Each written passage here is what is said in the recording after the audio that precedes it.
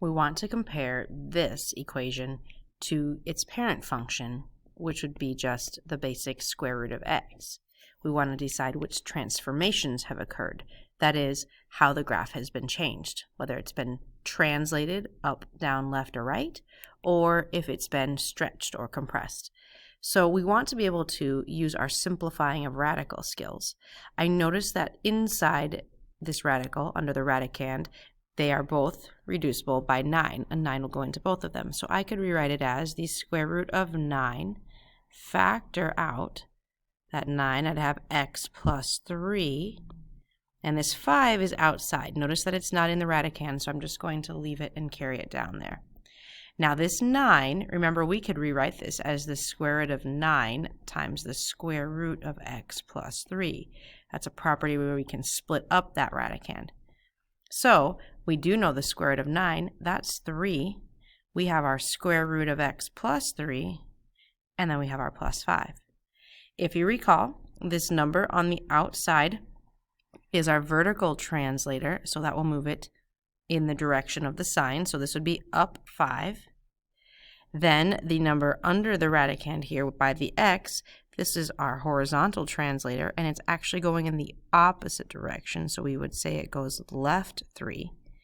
And then the value out front, in front of the square root, is our vertical stretch or compress. So it'll be a vertical stretch times 3. That means it'll get 3 times as tall, if you will. So looking at a graph of it here, let's see if we're correct. This one doesn't have our parent function graphed, but we could note that it did seem to go over here. We're counting by 2s. So it went to the left 2, and one more would be 3. It went up 2, 4, and 5. And instead of going over 1 and up 1, so here we go over to the right 1 and up 1, it goes over 1 and up 1, 2, 3. It has 3 times the stretch there. So we have given the correct transformations from our parent function, the square root of x. Now let's try another one. The only difference here is we have a value out front of the square root sign already, so we'll leave that out there to float along with it. But we want to be able to factor what's inside. I noticed that 25 goes into both 25 and 75. And I'll leave this plus 2 out here. Be sure not to let that umbrella, if you will, the radical sign go over the 2. So I do know the square root of 25 is 5. I'm going to leave this negative 2 out front, multiply it by the square root of 25, which is 5, leave my square root symbol with my x minus 3 and have plus 2. So I would have negative 10 times the square root of x minus 3 plus 2.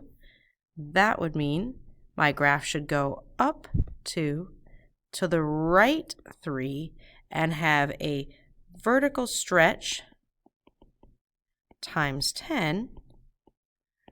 But what does this negative sign do, you might ask? Remember, that was a reflection. That flips it over the x-axis. So if we look down here at this graph, we can see the original parent function, the square root of x graph, is this blue line. So there's the square root of x. Not only, it doesn't shoot up to the right here anymore. Now it's shooting down to the right. So it definitely flipped from that negative sign. Instead of going over 1, down 1, it's going over 1, down 1, 2, 3, 4, 5, 6, 7, 8, 9, 10. So there's that 10 we see, the vertical stretch times 10. And of course, it did move to the right 3 and up 2 in order to start. You'll also be asked to look at two functions, its parent graph, like here the square root of x, and decide what the equation is for this new function as a transformation from that parent function. Well, I do notice that it moves to the right 3 steps, so 1, 2, 3. I remember that in my radicand, that means it's going to be x minus 3, because it's that opposite idea. I also see that it moved up 2, so I'll bring my plus 2 outside.